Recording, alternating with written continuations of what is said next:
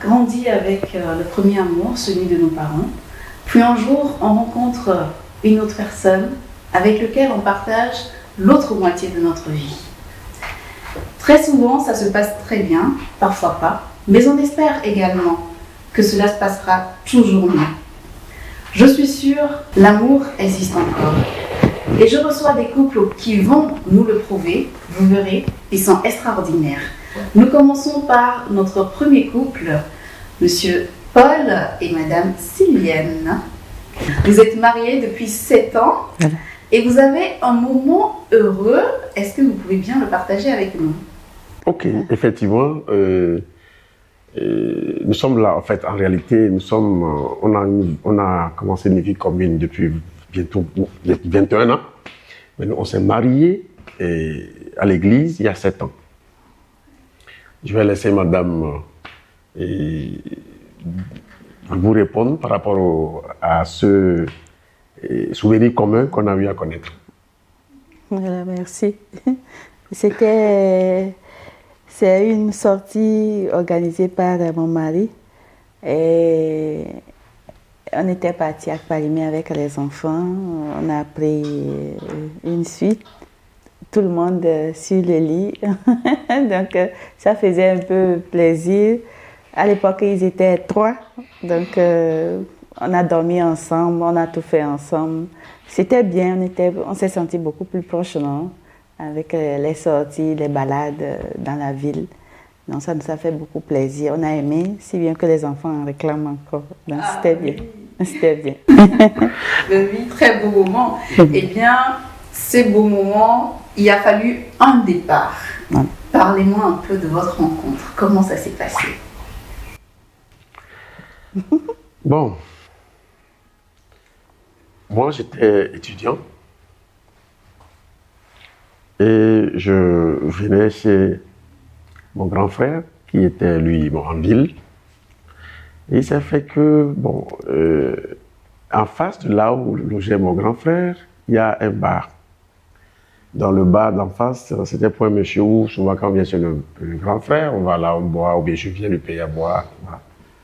Et c'est dans le bar que j'ai croisé une dame, une fille, une jeune fille. Et c'est là, il y a eu quelque chose que j'ai ressenti, mais j'ai dit, je ne dis rien. Et après, on est parti, on est encore revenu. Et c'est là que je demande à mon grand frère, mais la fille là, c'est la fille de qui? Il dit, attention, c'est la fille du propriétaire du bar. C'est un ancien militaire, hein, attention. Il dit, ok. Bon, je n'ai plus voulu continuer avec le grand frère, mais voir si je peux évoluer seul, parce que déjà, lui, il m'a effrayé. Bon, c'est dans ça, là, je me suis débrouillé. C'est là où j'ai réussi à avoir son numéro. Et à l'époque, le portable n'était pas comme aujourd'hui sa pilule. Moi, j'avais déjà mon portable, mais elle, l'autre, n'avait pas encore son numéro parce qu'elle était encore au lycée. Mais dans le bar, il y avait une cabine téléphonique. Et à l'époque, certains donnaient rendez-vous, on dit, appelle-moi à 19h, à 20h, les gens venaient, voilà. Et comme j'ai eu le numéro, c'est son numéro, et pour le bar, je dis, ça va. Donc souvent, quand elle vient, elle me pique. Et moi, j'appelle. Après le campus, je suis allé à Kwame pour un stage, donc on s'appelait là-bas, voilà. Et c'est après tout que, au fur du temps, les choses sont concrétisées, et puis et finalement on est ensemble. Sylviane, dites-moi, comment vous avez su que c'était le bon? C'était le bon, d'abord par son intelligence. Ouais, parce que moi j'aime bavarder beaucoup, je n'aime pas j'aime un peu voyager dans les discussions. Donc quand je cause, je n'aime pas causer tout près, je veux aller loin. Donc je vois, il était un peu parleur, donc j'ai dit c'est bien. Ça m'arrange un peu. En plus, il est intelligent, c'est bien. Et j'ai compris, on avait beaucoup de points en commun. J'aime suivre le football, les matchs. Donc, il aimait, ça m'arrange aussi. Premier point en commun. Donc, voilà, côté études aussi, j'ai senti qu'il développe beaucoup de choses. Ça m'arrangeait, ça m'aidait aussi. Donc, j'ai dit, C'est un bon parti. Un bon parti, et d'ailleurs d'après votre histoire, ça fait 21 ans de vie commune, 7 ans de mariage. J'ai bien envie de me dire, est-ce qu'il y a une différence entre cette vie commune-là et après quand vous êtes mariés, est-ce qu'il y a une différence? Bon, oui, il y a une petite différence. Quand vous êtes ensemble, c'est comme, il n'y a pas du concret. On commence un peu à s'inquiéter. Est-ce qu'on est là par hasard? On vérifie pour voir si on est là par hasard ou bien par compassion, je ne sais pas. Donc, on commence par être un peu méfiant et puis on cherche à provoquer un peu pour voir ce que ça va donner. Donc, en quelque sorte, le mariage nous donne un peu d'assurance. Non? Maintenant, on est là. Comme ils le disent, j'étais déjà sécurisée. Donc, voilà, c'est ça. Il y a eu une différence. Il y a eu une différence, mais bon, cette différence, moi, je ne la vivais pas. Pourquoi? Parce que moi, je savais que ça allait finir par un mariage. Pourquoi je le dis? Ma vie d'enfance, de famille et autres était une famille religieuse. Était une vie religieuse. Donc, je se marier et vivre tellement dans ça sans se marier à l'église et autres. Bon, mais je me suis dit, il ne faut pas aussi le faire tout de suite. Il faut prendre du temps pour d'abord bien la connaître. Puisque quand on se marie à l'église, il y a des habitudes, il y a des comportements qu'il faut laisser. Il ne faut pas tomber dans quelque chose et après tout, voilà. Alors moi, je prenais mon temps. Peut-être qu'elle autre s'inquiétait, mais moi, je savais que ça allait arriver, mais je prenais mon temps pour corriger certains défauts, voilà, jusqu'à ce que ce jour-là, ce jour de joie était arrivé et aujourd'hui ça fait 7 ans. Et quels ont été les changements majeurs que vous avez vécus juste après ce mariage-là?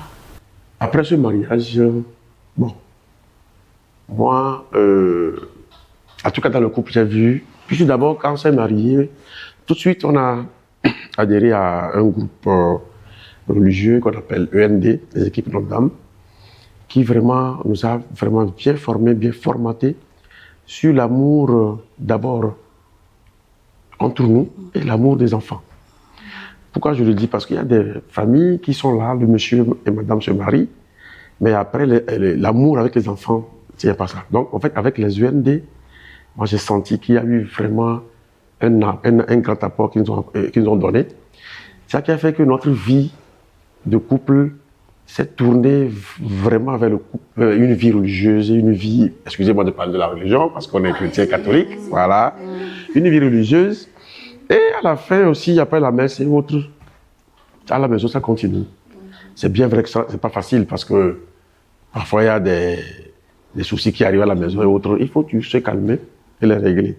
Donc le changement majeur qu'il y a eu est que on s'est dit qu'on veut prendre un autre tournoi, il faut qu'on change de vie et je pense que chacun s'est débrouillé.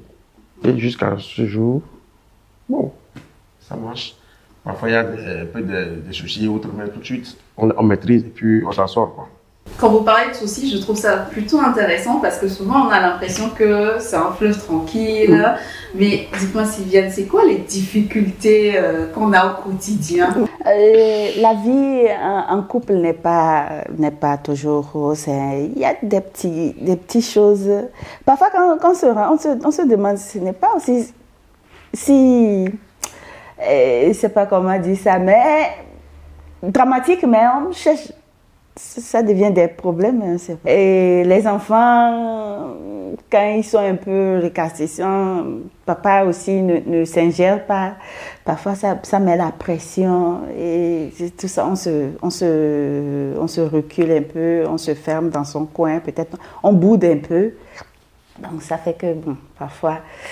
Et les sorties de papa qui ne revient pas vite, peut-être vous avez discuté de quelque chose, il a oublié alors que c'est pressant, tout ça là, donc ça crée des petits disputes un peu, mais ça va. Et l'essentiel c'est l'amour, vous calmez un peu, après vous discutez et puis tout reprend à la normale. Les soucis souvent aussi sont au niveau de l'éducation des enfants. Et elle a un peu brossé, effectivement, parfois, elle et moi, on ne se comprend pas. Parce que moi, j'ai été éduqué dans une famille où, quand papa s'échauffe, il faut que maman soit, comme on dit, quand ça chauffe au niveau de papa, que maman se calme. Vice versa. Donc, Sylviane, elle, l'autre, de son côté, tout de suite, quand elle me dit que tel enfant fait ceci, il faut qu'en même temps je rentre. Je dis non. Je dis non. On risque vraiment de devenir un bourreau pour l'enfant. Et l'enfant, sur le plan psychologique, sera stressé, ne va pas grandir. Donc, et c'est mon calme, mon silence là qui fait que, malgré ce qu'il a fait, est-ce que. Je dis, on se calme. On se calme. Donc, souvent, c'est dans ça là qu'on ne se comprend pas. Et à la fin, bon, quand sa colère part, elle revient, on se comprend. Et moi, c'est maintenant que moi, je règle mon problème. Voilà. Donc, c'est dans ça là que parfois, on ne se comprend pas. Quand on retourne un peu en arrière, dans un couple ou dans une famille, les couples n'ont pas souvent les mêmes histoires. Non, chacun a son histoire. Et comme on nous apprend en terminale, ceux qui ont le bac A et autres, ou bien qui ont fait la philosophie, on dit que même les jumeaux n'ont pas la même histoire. Il y a des femmes, par exemple moi j'ai grandi, je peux dire même que j'étais ado quand j'ai perdu ma maman. Donc, toutes les dames que je retrouve, et autres, même les marâtres et autres, je veux m'agripper comme ma maman. Tout de suite aussi, quand on était ensemble, chaque fois, je dirais ma bouffie, comme on dit, Amina. Voilà. Et elle aussi, je vois en elle quelque chose, puisque son papa aussi est polygame. Elle a grandi chez son oncle, et c'est après qu'elle a rejoint le papa, là où je l'ai retrouvé. Donc, souvent, il y avait, dans ses comportements, je vois que elle fait comme si, bon, c'est mon mari, c'est mon papa. Donc, voilà. Et ça là, ça fait que nous deux, parfois, quand chacun, ça l'avait tapé, hein, et voilà, ça fait qu'on court un peu vers le gaspillage. On se dit que, bon, c'est rien, c'est papa, c'est maman, voilà. Donc moi, quand si tu fais un recul, et je dis attention, il faut recadrer pour éviter qu'on tombe dans ça. Puis les enfants nous suivent. Alors justement, Sylviane évoquait un sujet, je trouvais intéressant tout à l'heure. Elle disait, quand papa ne rentre pas vite, ou voilà, on ne sait pas, alors qu'on avait dit quelque chose. Et je reviens sur le fait que justement, on a une vie professionnelle.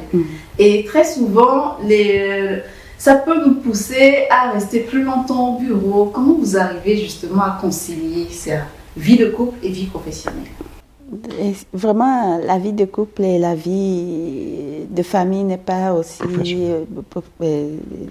professionnelle n'est pas aussi facile à combiner, mais avec bon, on peut dire notre intelligence, on essaie de calculer, de savoir comment jauger les choses. Bon, actuellement, lui, il est en fonction. Moi, je suis femme au foyer.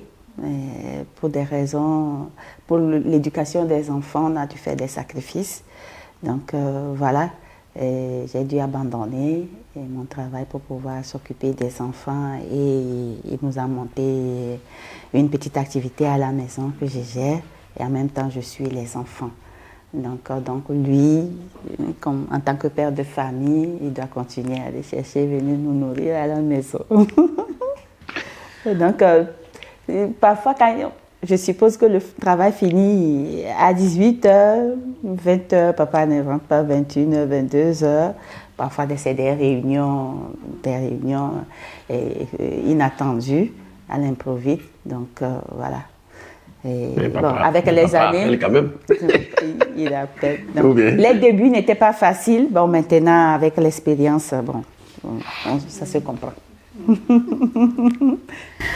Alors, est-ce que vous avez un conseil pour les jeunes qui veulent maintenant sauter le pas?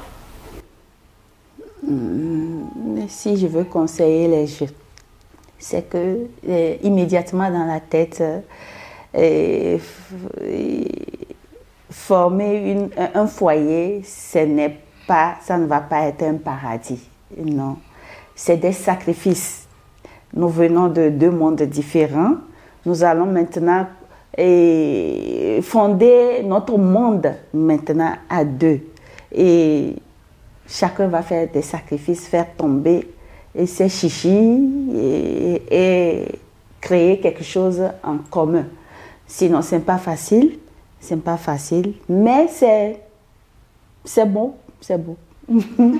Moi, comme conseil, moi, je dirais que,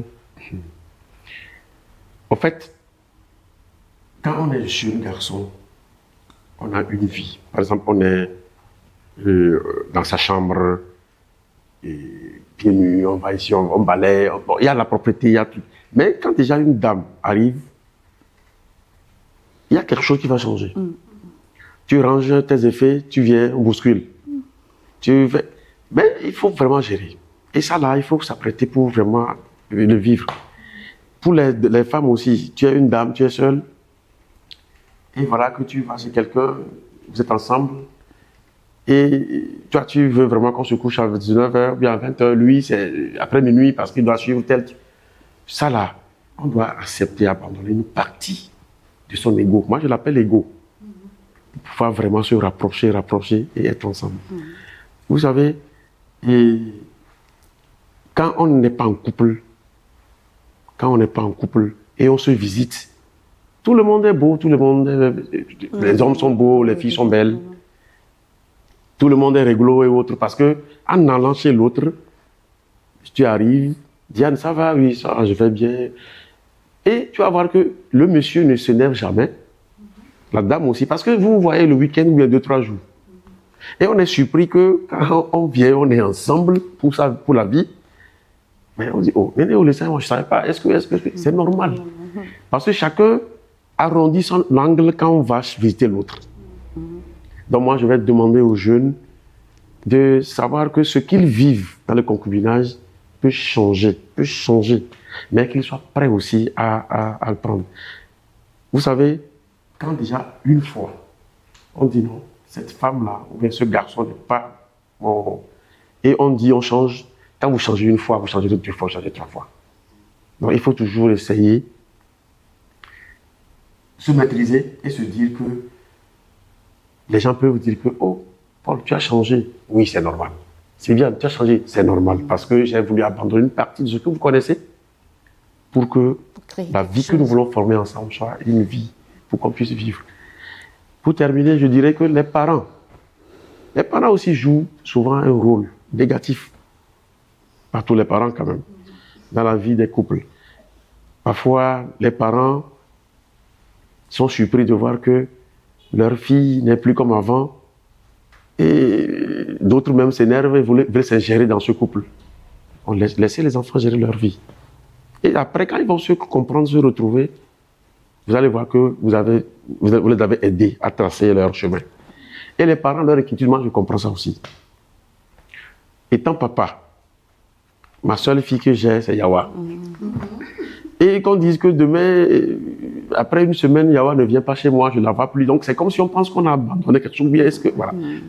Il faut que les parents comprennent que Yawa est appelée à grandir. Yawa est appelée à aller ailleurs parce qu'elle aussi a trouvé une âme sœur. Et avec l'âme sœur, doivent vivre leur vie, se comprendre pour que leurs enfants qui seront là soient aussi éduqués. C'est ce que je donnerai comme conseil aux jeunes et aux parents. Eh bien, très beau conseil. On l'a dit, si vous voulez être en couple, il faut abandonner une partie de soi pour s'unir à cet autre être avec lequel nous allons partager le reste de la vie. Je vous l'avais dit, l'amour existe encore. Vous ne m'y croyez pas? Oui, elle existe encore. Voilà, des preuves concrètes. Je vous invite donc à ne pas hésiter à faire l'expérience. Et si vous avez des problèmes ou des soucis, rapprochez-vous de ces anciens, de ces aînés qui ont justement les mots pour pouvoir nous conseiller.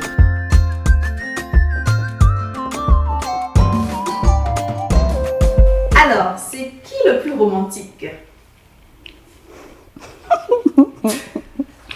Est-ce que je peux dire oui aussi? Oui. C'est lui. Donc, petit tour, ok. Ah oui. Petite curiosité, qui a demandé la main de l'autre? Ah, c'est lui. Ah, ok. Alors, qui laisse toujours traîner ses affaires? Ok. Bon, moi, j'ai dit elle. Non, non. Qui est le plus en retard? Non, c'est ça, elle. Ah, elle, on connaît. Qui a toujours raison? Ça, c'est balotage. Ça, c'est balotage. Ça ballotte. Moi, ça, je peux dire, moi et elle, c'est en même temps. C'est balotage. Parce que parfois, sur des sujets, bon, voilà. Mais on arrive quand même à s'en sortir. Ok. Et une dernière, qui a le deuxième prénom le plus amusant? Ah, c'est lui. Et c'est quoi? Popololo. Effectivement, pour Lolo, c'est, on peut dire, bon, Paul, mais mes amis sur le campus, jusqu'à la sortie, jusqu'au boulot et autres, bon, Popololo.